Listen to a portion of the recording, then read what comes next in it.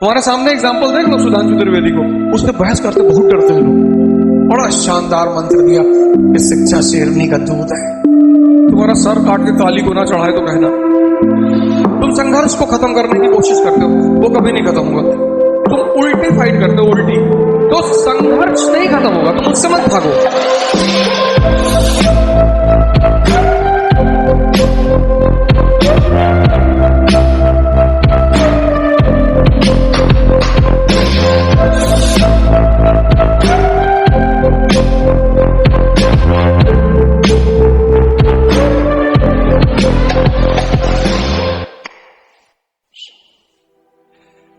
इसीलिए मैं तुमसे ध्यान करने के लिए कहता हूं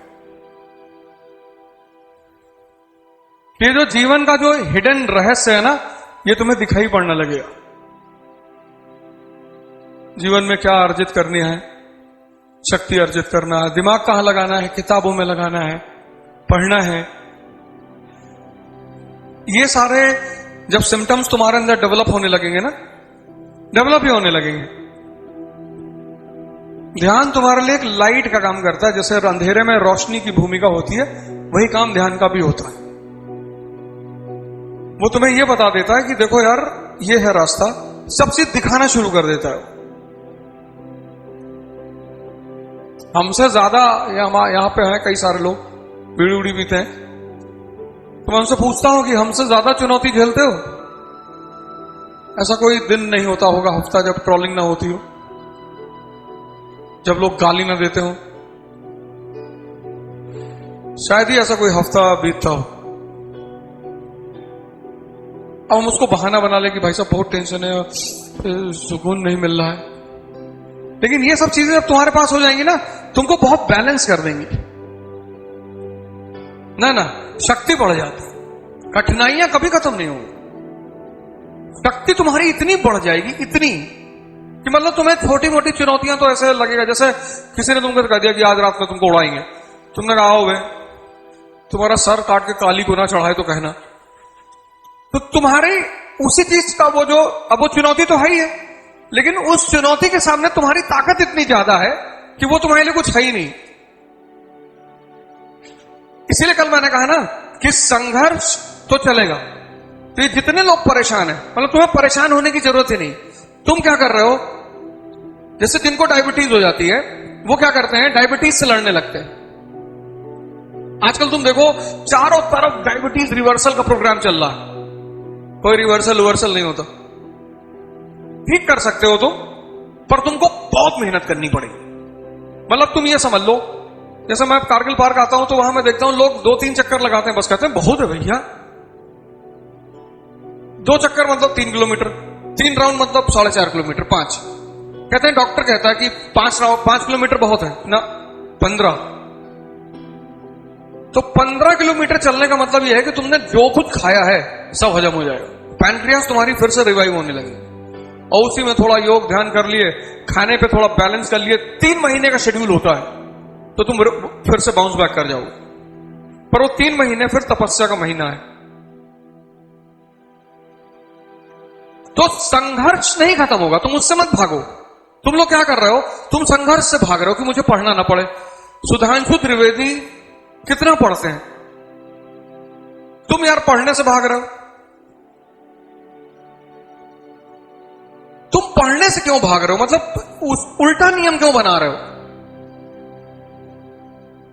तुम अपने आप को ताकतवर करते चले हो, तो जितनी चुनौतियां तुम्हारे सामने आती चली जाएंगी, सब छोटी होती चली जाएंगी। तुम रिवर्स फाइट करते हो, उल्टी फाइट करते हो। तुम उल्टी फाइट करते हो, उल्टी। तुम संघर्ष को खत्म करने की कोशिश करते हो, वो कभी नहीं खत्म होगा। पॉसिबल ही नहीं है, संभव ही नहीं है। उल्टे रास्ते में मत जाओ, शक्ति बढ़ा लो। और बढ़ा लो, तुम्हें अभी जितनी पता है उससे 1000 गुना ज्यादा है, लाख गुना, अरब गुना। 1000 न्यूरॉन सेल्स डेली रिलीज होते हैं, 1000। और एक न्यूरॉन सेल की ताकत होती है 80 जीबी। तो एक दिन में कितना जीबी, 80,000 जीबी और 526 जीबी पे मोबाइल जो कितना बड़ा लगता है। 80,000 जीबी डेली पोटेंशियल होती है माइंड के पास, पर तुम यूज नहीं करना चाहते हो। अच्छा, क्यों यूज नहीं कर पाते हो? तुमने अपने माइंड को इतनी जगह लगा रखा है अननेसेसरली। जातिवाद खत्म कर दोगे, क्यों परेशान हो फालतू में? अरे भैया ब्राह्मण लोग गाली दे रहे हैं, देने दो, सामने पड़ जाएंगे तो जाएंगे। अरे भैया दलित को गाली दे रहे हैं, देने दो, मुसलमानों को दे रहे हैं। वो तो ये तो अब ये दौर ऐसा चल रहा है, इतनी जनसंख्या है, अगर लोग एक दूसरे को गाली नहीं देंगे तो जिएंगे कैसे? ये देश 50 करोड़ लोगों को संभाल सकता है। 1 अरब 50 करोड़ है, 1 अरब फालतू है, 1 अरब फालतू है। तो महाभारत होनी ही है। तो तुमने क्या किया है? तुमने अपने मन को इतनी पॉइंट्स पे लगा रखा है, इतना भय क्रिएट कर रखा है अंदर अपने, डर, कि तुम जैसे ही पढ़ने बैठते हो और मन चारों तरफ उलझा हुआ है, तो जब तुम पढ़ने बैठते हो तो वो एक्सेप्ट ही नहीं करता। तो तुम ये खरीद लो, ये, और कम से कम 4 घंटे खड़े होकर पढ़ो। तुम अब तुम्हारी जनरेशन चेयर पे बैठने वाली जनरेशन नहीं है। तुम चेयर पे मत बैठो, तुम ये ले लो, ये बनवा लो और 4 घंटे खड़े होके पढ़ो। 8 घंटे मत पढ़ना, बैक पेन हो जाएगा। 4 घंटे तुम खड़े होके पढ़ो, न नींद आएगी, ना तुमको पढ़ने में दिक्कत होगी, क्योंकि मेहनत हो रही है ना, और ठंडक आ रही है।